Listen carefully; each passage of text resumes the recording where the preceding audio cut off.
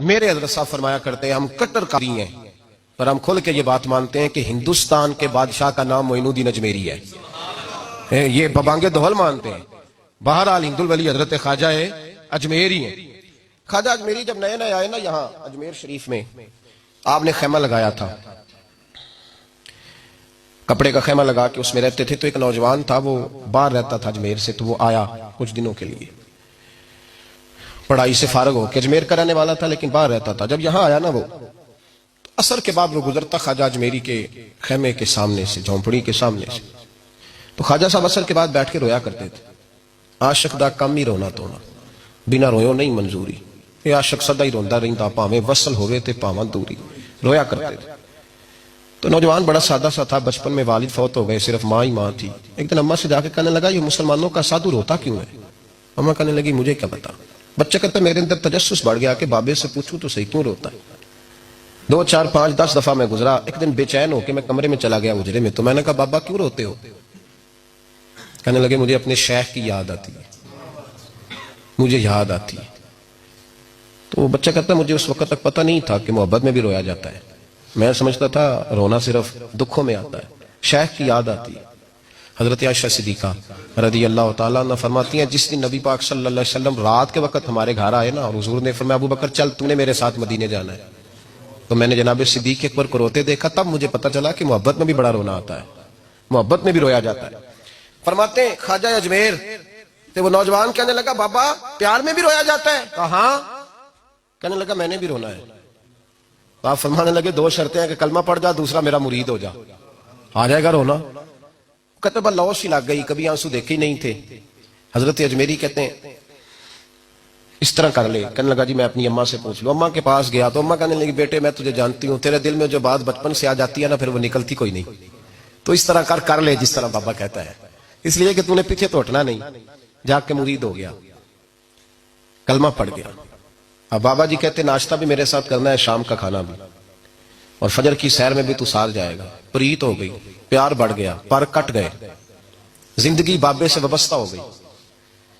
اب چند مہینے جب گزر گئے نا پوری لو لگ گئی، تو بابا جی کہنے لگے بیٹے تیری 3 چھٹیاں ہیں، 3 دن تو نے مجھے ملنے نہیں آنا۔ بالکل 3 دن کے بعد آنا۔ اس نے کہا مسئلہ ہی کوئی نہیں، پرواہ ہی نہیں تھی نا، پتہ ہی نہیں تھا۔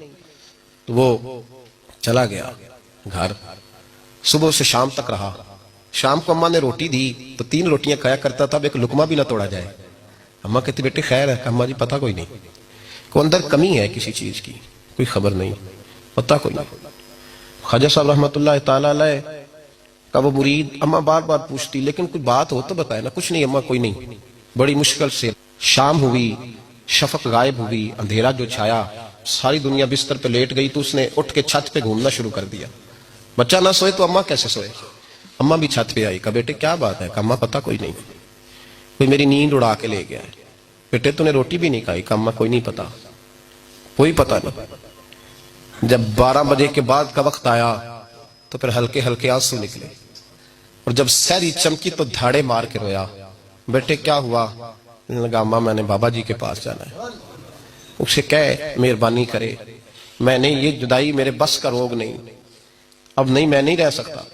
فجر کی نماز پڑھ کے تو اماں گئی، کہنے لگی مہربانی کر اسے بلا۔ تو بابا جی کہنے لگے اسے کہے ابھی تو 1 دن گزرا ہے، ابھی تو وقت بڑا پیچھے ہے، ابھی ٹائم ہے۔